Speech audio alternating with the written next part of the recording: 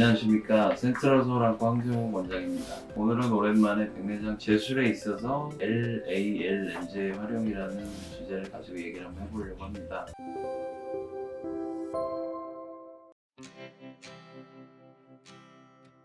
최근에 그 혁신적인 인공수정체가 새로 도입이 됐습니다. 백내장 수술을 할 때 인공수정체를 몇 디옵터짜리가 들어갔을 때 수술 후에 도수가 어떻게 된다 예측이 항상 맞는 건 아니거든요. 해묵은 난제라고 해야 되나요? 그 해결해야 되는 문제였는데 그걸 이제 획기적으로 이제 개선한 렌즈가 나와서 제일 장점은 이제 수술 후에 눈 도수를 이제 어느 정도 조절할 수 있다는 거. 특수한 재질을 사용해서 만든 렌즈라서 수술 후에 특정한 빛을 그 렌즈에 조사해주면 렌즈 모양이 좀 변형되면서 도수가 조금 변할 수 있는 그런 포텐셜이 있는 렌즈입니다. 이게 내 삶에 더 도움이 되는지를 좀 어떻게 보면 테스트를 해보고 최종적으로 이제 도수가 결정되면 이제 딱 그 고정을 시킬 수 있는 렌즈거든요.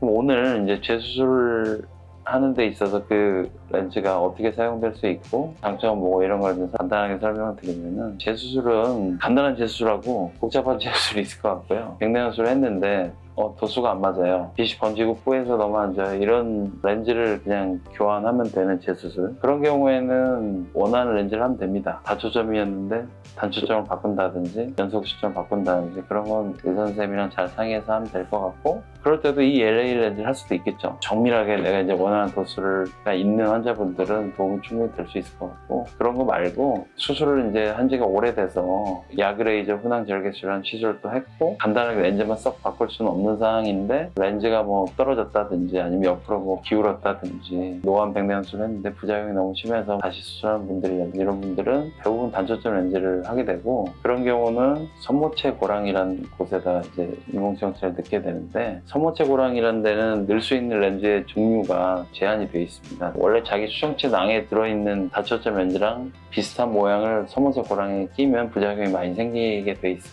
염증이 있다든지 심한 뭐 출혈이 있다든지 아나비오라든지 녹내장이 온다든지 여러 가지 그런 부작용이 있을 수 있기 때문에 이거 좀 안전한 디자인 렌즈가 하나의 피스로 되는 그런 렌즈 말고 예전에 쓰던 그 3피스 렌즈 다리 부분 재질이 따로 얇게 나와 있는 그런 렌즈들을 대부분 다 쓰게 되거든요. 다행인 거는 이번에 나온 LAL 렌즈가 그 3피스 렌즈라서 선모체 고랑에 삽입하기는 상당히 좀 수월한 것 같고, 다만 나이가 많이 드셨을 때는 렌즈 밑에 있는 그 남아있는 캡슐 조직이 좀 약해지면서 틈이 생긴다든지 하면 렌즈가 이동이 될 수가 있거든요. 그래서 한계는 좀 있습니다. 하지만은 나이가 많지 않으신 50대, 60대 그 부분이 상당히 튼튼한 분에 있어서는 충분히 해볼 만한 시도라고 생각을 하고, 그런 분일수록 부작용이 뭐가 없어야 되고 도수는 어떻게 돼야 되고 이게 이제 확실한 분이기 때문에 한 번에 만족시킬 수 있다는 점에서는 상당히 이제 도움이 될 거다라고 저는 생각을 합니다. 공막 고정술이라는 게 또 있는데, 공막 고정술 할 때도 사실은 쓸 수는 있는데 공막 고정술을 해야 되는 환자는 동공 사이즈가 아주 이렇게 풀로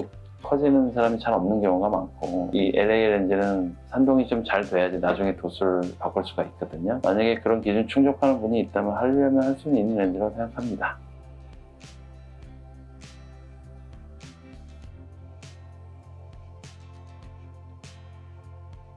오늘은 백내장 수술에 문제가 생겨서 수술을 하는데 유리체 재술을 동반해야 되는 경우에 LA 렌즈 삽입한 경우를 보여드릴 건데, 인공수정체가 옆으로 기울었죠. 여기 보시다시피 야그레이저 치료도 하고 해서 뭐 그런 게 있을 것 같은데, 렌즈가 옆으로 기울고 눈 안쪽을 채우고 있던 그 유리체라고 하는 콜라겐 겔이 앞으로 좀 밀려 나온 상황이거든요. 동공이 잘 움직이지도 않고 다초점 렌즈 부작용도 좀 있으셨던 분이기 때문에 다초점 렌즈 부작용을 해결하고 또 렌즈가 탈구가 된 것도 해결하기 위해서 이제 수술하는 환자입니다. 일단은 튀어나와 있는 유리체랑 뒤쪽 유리체를 없애는 과정을 거쳐야 되고요. 뒤쪽에 이제 빠져있는 렌즈를 앞쪽으로 좀 건져냅니다. 그 다음에 이제 렌즈를 돌려가면서 이렇게 잘라서 빼죠. 여기 보면 이제 남아있는 캡슐이 있지 않습니까? 그 캡슐하고 홍채 사이에 이제 그 부분을 선모체 고랑이라고 하는데, 그 위치에다 이제 렌즈를 넣으면 되는 거거든요. 근데 넣는 렌즈가 원래 이제 지금 제거했던 다리 부분이 통통한 그런 렌즈가 아니라 다리가 이제 얇고 얄쌍한 그런 렌즈를 넣어야 부작용이 좀 덜하기 때문에 LAL 렌즈는 그런 면에서는 좀 좋은 것 같고, LAL 렌즈는 좀 밑으로 이렇게 들어가는 편이라서 그 한쪽을 이 사이에 이제 다리를 넣고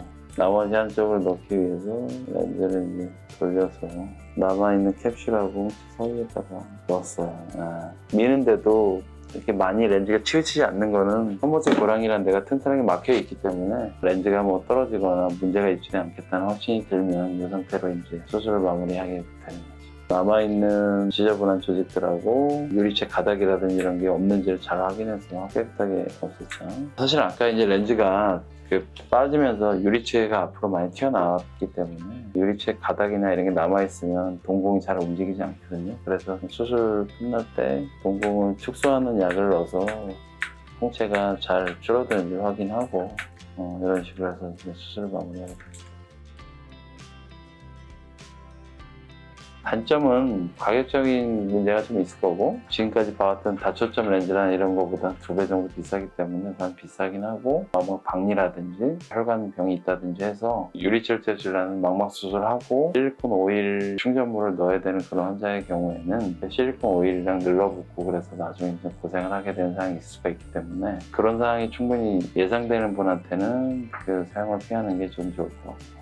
렌즈는 수술 후에 염증 반응이라든지 면역 반응이 상당히 조용합니다. 렌즈 자체는 크게 문제는 없는 것 같아요. 여러 가지 망막 수술이나 인공수정체 부작용이나 백내장을 재수술을 하기를 원하는 환자의 경우에는 3피스 렌즈라고 하는 그 형태의 인공수정체를 쓸 수밖에 없는 경우가 많이 있습니다. 1차 백내장 수술할 때보다도 도수 오차가 많이 생길 수 있는 위치이기 때문에 도수가 틀리다고 해서 또 수술하고 그러는 거는 난센스이기 때문에 LA 렌즈를 사용하면 나중에 얼마나 도수를 바꿀 수 있으니까 그런 상황을 이제 미연에 예방할 수 있는 보험 정도로 생각하면 어떨까 싶습니다. 오늘 영상이 도움이 되셨다면 구독과 좋아요, 알림 설정 부탁드리고 궁금하신 점은 우리 댓글로 남겨주시면 얼마든지 정보를 드리겠습니다. 감사합니다.